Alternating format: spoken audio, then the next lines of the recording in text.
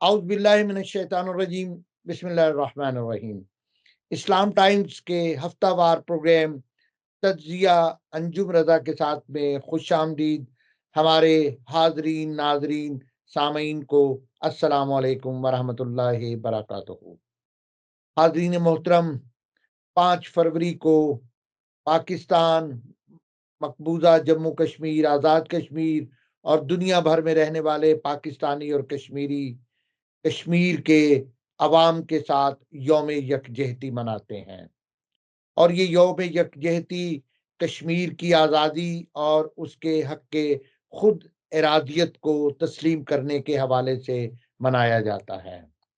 انسانی آزادیوں کے اس دور میں مسلم دنیا کی 2 ریاستیں کشمیر اور فلسطین عالمی استعمار کی پشت پناہی کی وجہ سے ظالموں کے پنجے تلے کرا رہی ہیں۔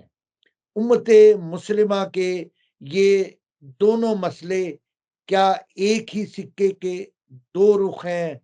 کیا اس مسئلے کو فراموش کیا جا رہا ہے یا اس کو استعماری انداز میں کچھ اور رنگ دیا جا رہا ہے؟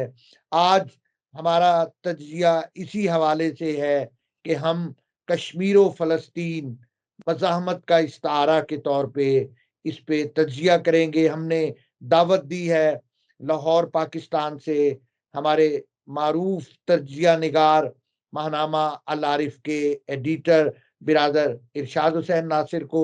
آئیے ان سے اس موضوع پر گفتگو کرتے ہیں۔ السلام علیکم ارشاد صاحب۔ علیکم السلام انجم رضا تنزی بھائی، کیا حال ہیں؟ آپ ٹھیک سے ہیں؟ خیریت سے ہیں؟ اللہ کا بہت شکریہ، آپ نے ٹائم دیا۔ ارشاد صاحب، جیسا میں نے اپنے تعارفی حصے میں بتایا کہ فروری کا مہینہ اور اس میں 5 فروری کو یوم یکجہتی کشمیر منایا جاتا ہے۔ میں پہلا سوال آپ سے یہ ہے کہ پاکستان کا ہمیشہ سے اصولی موقف یہ رہا ہے کہ کشمیر میں اقوام متحدہ میں منظور شدہ قراردادوں کے مطابق استصواب رائے کرایا جائے۔ کیا آپ سمجھتے ہیں کہ پاکستان اپنے اس اصولی موقف پہ قائم ہے یا ہٹ گیا ہے؟ بسم اللہ الرحمن الرحیم۔ انجم بھائی، آپ کا بہت شکریہ۔ آپ نے بہت ہی اہم ایشو کے اوپر مجھے آپ نے لیا۔ اسلام ٹائمز کا بھی شکریہ اور آپ کا بھی شکریہ کہ آپ نے اس اہم ایشو کو آپ سامنے لائے۔ آپ کا جو سوال ہے، میں اس کا ایک مختصر جواب تو یہی ہے کہ پاکستان ابھی تک اپنے اصولی موقف کے مسئلہ کشمیر کو کشمیری عوام کی خواہشات کے مطابق اور اقوام متحدہ میں منظور کی گئی قراردادوں کی روشنی میں، یعنی وہاں پہ استصواب رائے کا جو حق دیا گیا تھا اس کے مطابق حل ہونا چاہیے۔ پاکستان آج بھی اسی موقف پہ قائم ہے، اور پاکستان میں یوم یکجہتی کشمیر کا منایا جانا دراصل اس جو قراردادیں پاس کی گئی ہیں ان کی یاد دہانی کروانا بھی میں سمجھتا ہوں کہ یہ بھی ایک یاد دہانی کا طریقہ ہے، دنیا کو اس مسئلہ کی جانب متوجہ کرنا اور دنیا میں اس ایشو کو زندہ رکھنا، یہ ایک اس کا ہدف اور مقصد یوم یکجہتی کشمیر کا ہے۔ لہٰذا میں یہی کہوں گا کہ پاکستان اپنے اصولی موقف پر قائم ہے۔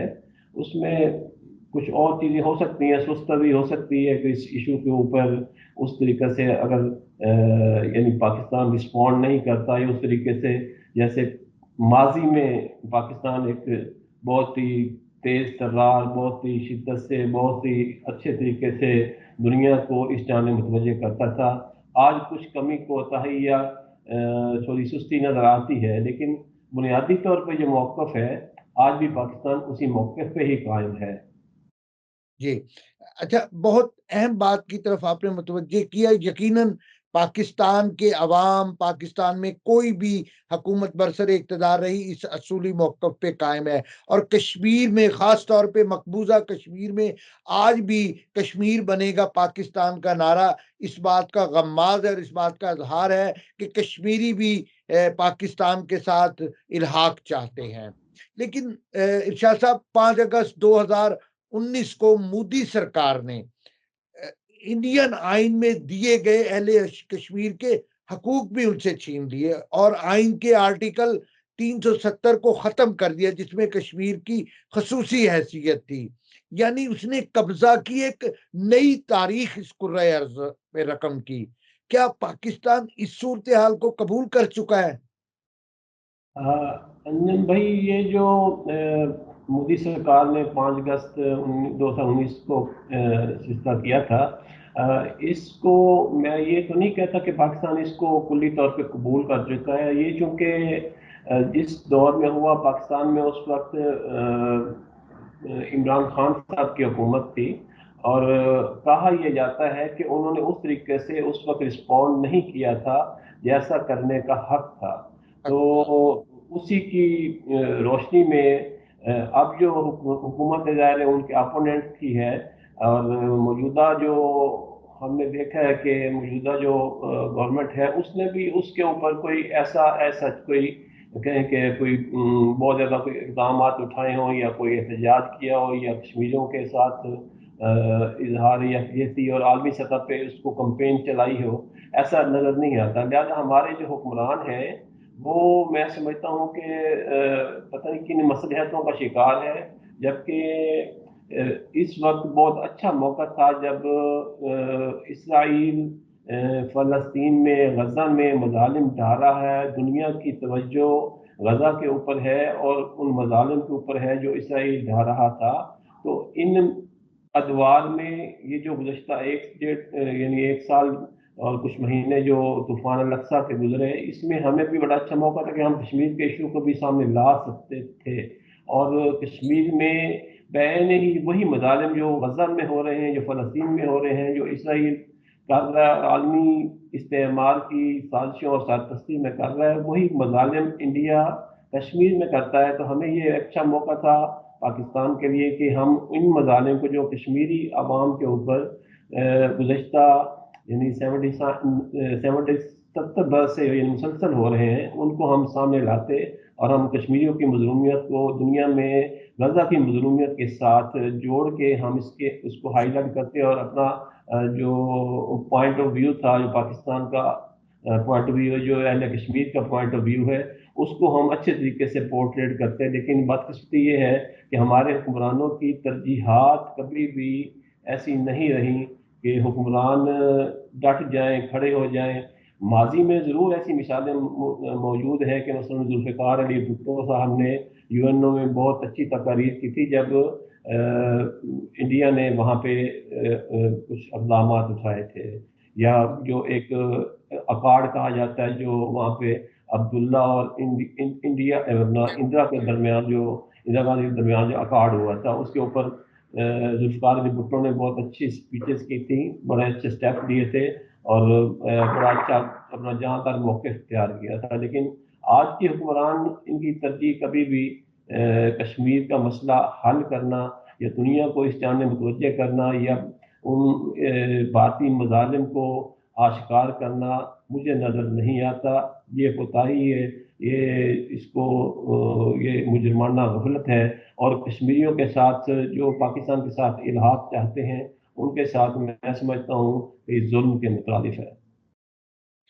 ارشاد صاحب، آپ نے بھی اس پہلو کی طرف کشمیر اور فلسطین کے حوالے سے گفتگو کی.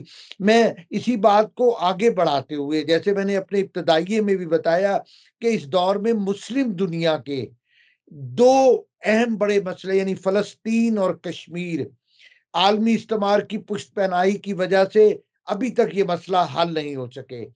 تو کیا آپ سمجھتے ہیں کہ امت مسلمہ کے یہ دونوں مسائل ایک ہی سکے کے رخ ہیں، اور آنے والے وقت میں جیسے آپریشن یعنی طوفان الاقصی کے بعد غزہ کے مسلمانوں نے جو جہاد، شہادت اور قربانیوں کی داستان رقم کی اور اسرائیل جیسی غاصب ریاست کو بالآخر جنگ بندی کے گھٹ پر گھٹنے ٹیکنے پہ مجبور کیا، تو کیا کشمیریوں کی جہد آزادی بھی کوئی اس کو مہمیز مل سکتی ہے؟ کیا آپ سمجھتے ہیں؟ انجم بھی بہت اچھا کوشچن آپ کا ہے. میں سمجھتا ہوں کہ فلسطین کے جو مسلمان ہیں انہوں نے جہاد و شہادت اور استقامت و مزاحمت کی جو تاریخ رقم کی ہے وہ اپنی مثال آپ ہے. جی ہاں. ان کی تاریخ، ان کی قربانیاں، ان کی شہادتیں اور ان کا تسلسل کے ساتھ اسرائیل کے خلاف مزاحمتی کردار، وہ ایک منفرد مثال کے طور پہ جی ہاں. آپ دیکھ سکتے ہیں. اور کوئی دن ایسا نہیں آیا جب فلسطین کے مظلوم مسلمانوں نے اپنے جوانوں، اپنی بہنوں، اپنے بھائیوں، اپنے گھروں، اپنے اموال، اپنے گھر بار زمینوں کی قربانی کوئی دن ایسا نہیں کہ وہ نہیں دیتے. ہر دن ان کے لیے وہاں پہ آگ و خون کی برسات لے کے آتا ہے. ہر دن ان کے لیے بم دھماکوں، ہر دن ان کے لیے ہسپتال.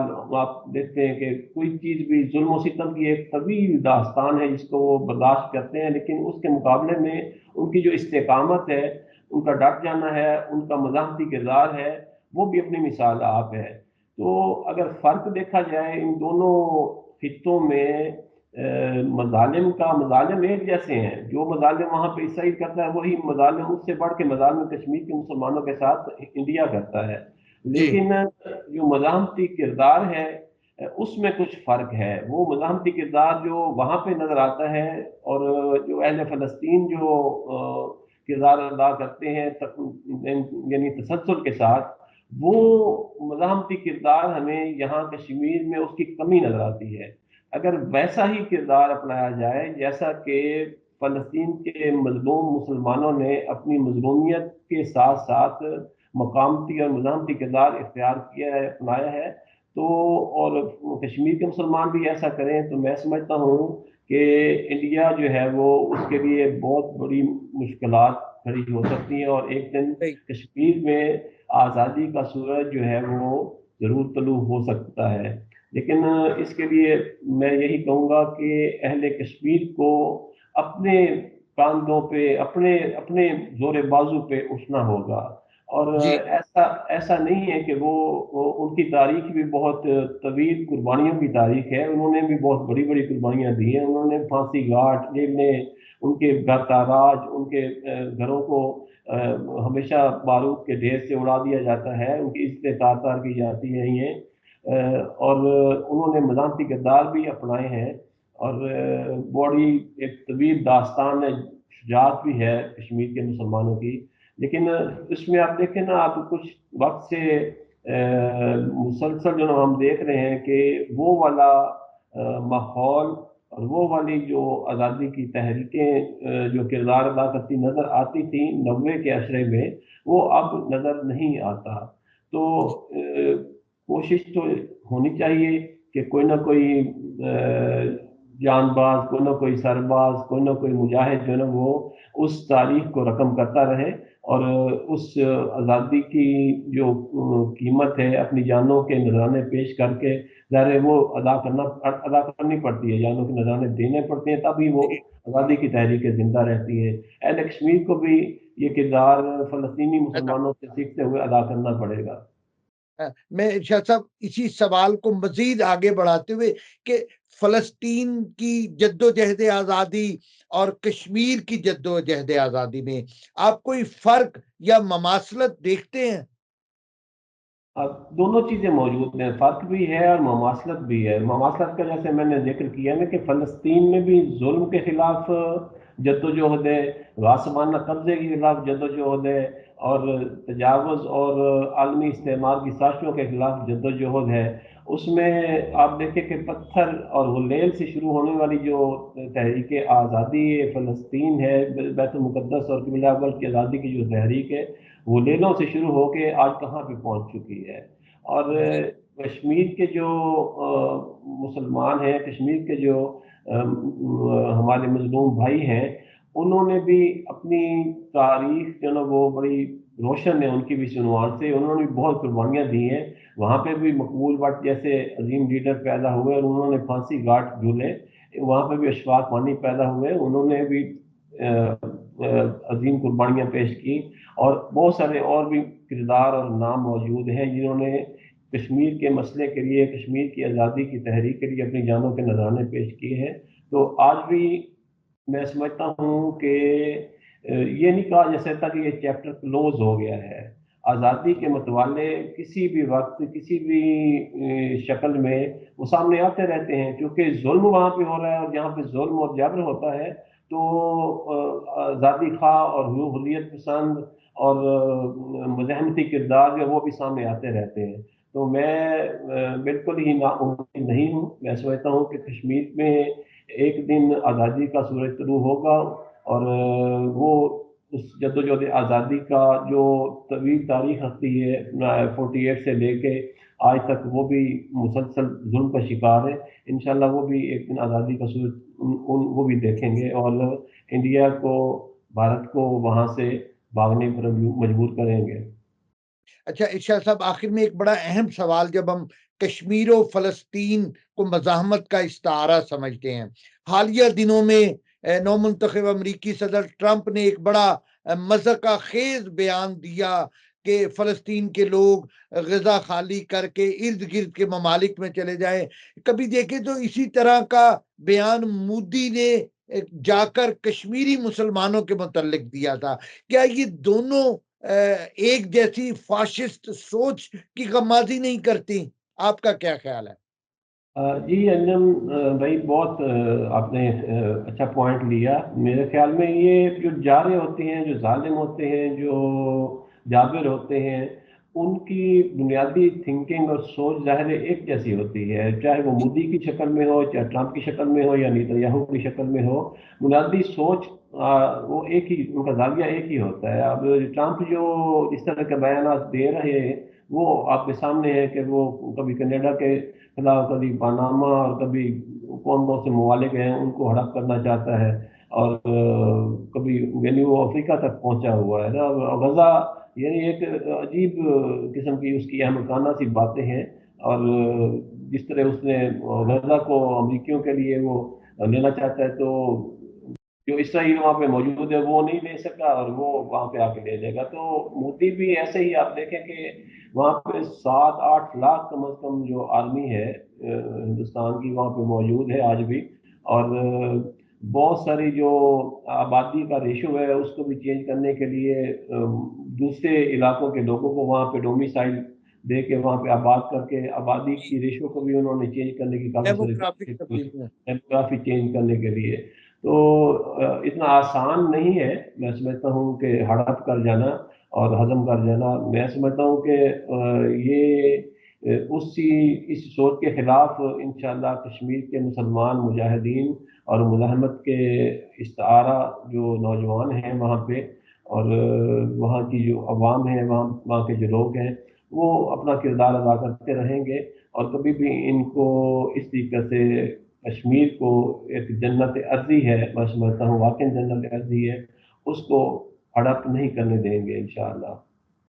اچھا ارشاد صاحب، ایک اور آپ کی گفتگو سے میرے ذہن میں سوال آتا ہے کہ جیسے القدس شریف اور فلسطین پورے عالم اسلام کا مسئلہ بھی بن چکا ہے، اور پوری عالم اسلام اس کے لیے ایک آواز ہے، جبکہ کشمیر کے مسئلے کو شاید جو ہم نے ابتدا میں بات کی، ہمارے ادارے یا ہمارے سیاسی جسے کہہ سکتے ہیں لابنگ یا خارجہ پالیسی، ہم اسے کیوں امت مسلمہ کا سلگتا ہوا مسئلہ نہیں بنا سکے جس طرح بننا چاہیے؟ یہ ایک بہت اہم سوال ہے. اس کا جو جواب ہے وہ ویسے تو کافی طویل میں سمجھتا ہوں، لیکن مختصر میں یہ کہوں گا کہ اس میں آپ دیکھیں فلسطین کے مسئلہ کے لیے خود فلسطینی جو ہیں پوری جی دنیا میں موجود ہیں، کیونکہ مائگریٹ ہو کے پوری دنیا میں گئے ہیں. تو وہ جہاں جہاں بھی گئے انہوں نے، فلسطینیوں نے اپنا حق ادا کیا ہے. اور دنیا بھر میں آپ دیکھیں کہ بہت ظلم غزہ میں ہو رہا تھا، لیکن مظاہرے یورپ اور امریکہ اور کینیڈا اور جرمنی ان ممالک میں ہو رہے تھے. اس کی ریزن یہ ہے کہ جو فلسطینی ہے جو جہاں بھی گیا ہے اس نے وہاں پہ جا کے کردار ادا کیا ہے. وہ وہاں پہ جا کے بیٹھ نہیں گیا، وہ اپنے گھر اور اس کے ساتھ اپنی مقدس زمین کے ساتھ متمسک اور متوسل ہے. اور جہاں پہ جا کے وہ دنیا کو ہلاتا ہے، جگاتا ہے، اور اپنے ساتھ ہونے والے ظلم کو آشکار کرتا ہے۔ اسی طرح میں سمجھتا ہوں کہ کشمیر کے مسلمان جو بہت زیادہ متاثرین ہیں وہ بھی پوری دنیا میں ہے، لیکن ایک وقت میں ان کے بہت زیادہ اس طریقے سے تھے کہ سیٹ اپ تھے شاید، ابھی بہت کم ہو گئے ہیں اور وہ اس طریقے سے ان کی موومنٹ نظر نہیں آتی۔